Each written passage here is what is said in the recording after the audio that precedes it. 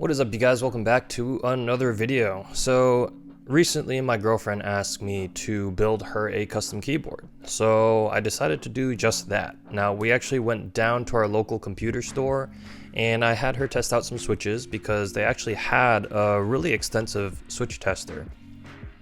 So me personally, I'm a big fan of tactile switches. I think they sound great, I think they feel great. Not a huge fan of linears, and I thought she would be kind of the same because she always kind of mentioned she liked that tactile bump. But surprise, she actually ended up going with a set of Kale Box Jade. As you guys well know, Kale switches are pretty clicky.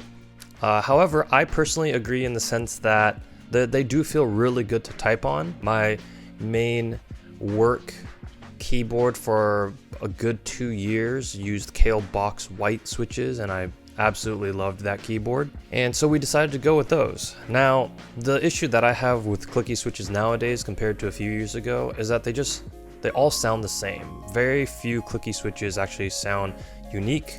The click in the switch itself just tends to override any other tone that you may get from the switch itself. So I took it upon myself to see if I could make these switches sound good. So today what we're going to be building out for the keyboard is the GMMK 2 Pro. This is the 95% keyboard. She really, for her work, she likes to use the numpad a lot, so we decided to keep that. Now I like the 95% because I like the more compact look of stuff. And GMMK, honestly, I feel like is one of the few keyboard companies out there that actually sells a budget keyboard with a numpad. So looking at the GMMK, it's one of these top floating keyboard design layouts. I'm not a huge fan of these myself. I prefer gasket mounted keyboards. I think they feel better to type on. However, this was kind of our only option, one of our few options when it comes to keyboards. Taking everything off, there's just a ton of screws because you're bolting everything down onto the keyboard, and then taking a look inside, it basically comes with what you would imagine, just some keyboard foam, and that's about it. There's some weird gasket things on the sides that I don't know. The keyboard does come, of course, with a switch puller as well as a cable, so that's pretty nice.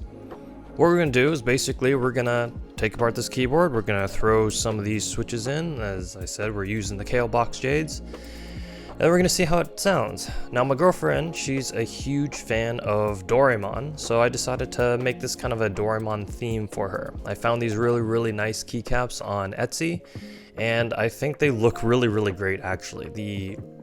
They feel really good. They're double shot PBT, I'm pretty sure, and they're nice and a little bit weighty. The font is nice and big. I think they're actually a really good looking keycap, and I was actually really surprised by the quality of these.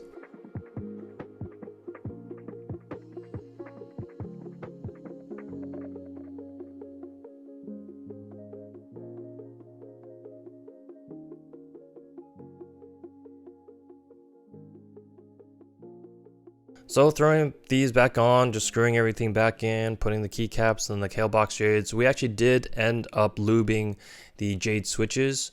We used a much lighter lube. For lube, we used the Thock GPL 105. The reason being for this is a much less viscous lube.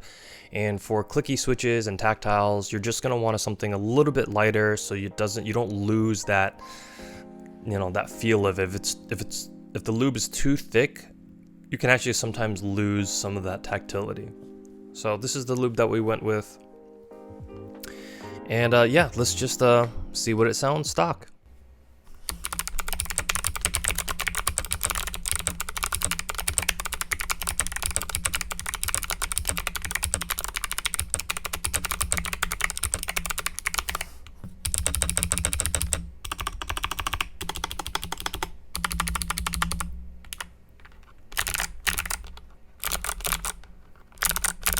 Okay, so personally, I'm not a really big fan of how this keyboard sounds stock, especially with the Kale Box Jades. It's just really pingy, really clicky, and I feel like it could, thock a little bit more.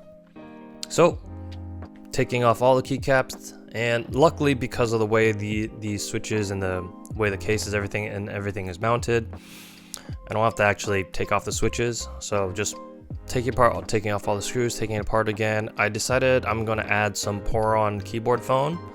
So there's already some foam in the keyboard, but I'm going to actually keep that because I want to really reduce the amount of pinging that's going on with the keyboard. It is aluminum case, and you know, therefore it has a lot of high frequencies bouncing around in there.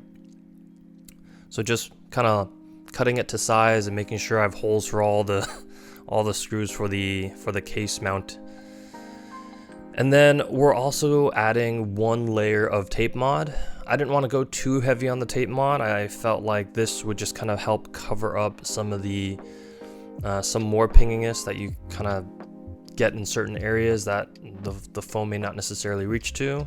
And it kind of took a little bit of time, you know, poking all the little holes and getting everything through, but managed to squeeze everything back together, screw everything back in. And to be perfectly honest, I'm actually really surprised with how this came out. This actually, I don't really like to use the word thock. I feel like it's kind of stupid, but I'm gonna be honest, like, it's kind of thocky, right? Like, it has this marbly, like, cool sound to it, even though you still have the click from the switches, because that's, you're not gonna be able to avoid that. But at the same time, it's got like a nice deeper tone to it, and I feel like it's a lot more nice to listen to. You get a lot less pingy and a lot less of these high frequencies kind of bouncing around. Here's a sound test of what this sounds like with all those mods that I added.